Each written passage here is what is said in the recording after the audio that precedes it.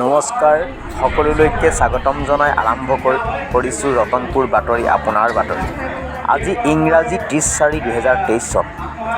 আজি দেওবাৰ। আজি অসমৰ লগতে গোলাঘাট জিলাৰ প্ৰতিটো বুথতেই পালন কৰা হৈছে মন কি বাত অনুষ্ঠান।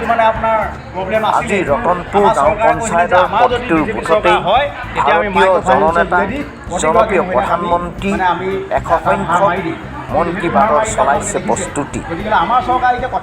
সেয়েহে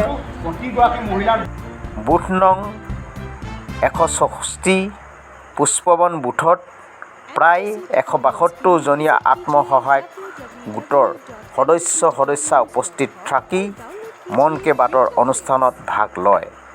বুথৰ সভাপতি প্ৰশান্ত বৰাই পৰিচালিত কৰা সভাখনত উপস্থিত থাকে বুথৰ সহ-সম্পাদক হেমেন সোণোৱাল, বিনোদ বৰা, আঞ্চলিক সদস্যা ৰুবি সোণোৱাল, উপ-সভানেত্ৰী জোনমণি ডেকাবৰা, লক্ষীপুৰ ৱাৰ্ড সদস্যা অঞ্জলি দাস, ডম্বৰু সোণোৱাল।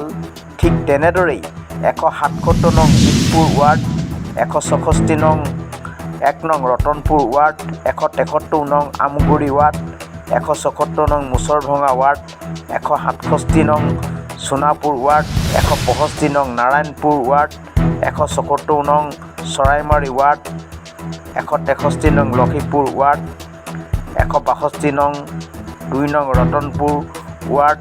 প্ৰতিটো বুথতেই 150জনকৈ সদস্যা উপস্থিত থাকি সুন্দৰভাৱে মন কি বাত প্ৰধানমন্ত্ৰী নৰেন্দ্ৰ মোদীৰ ভাষণ ৰেডিঅ'ৰ যোগেদি শুনাৰ লগতেই অনুষ্ঠানত অংশগ্ৰহণ কৰে।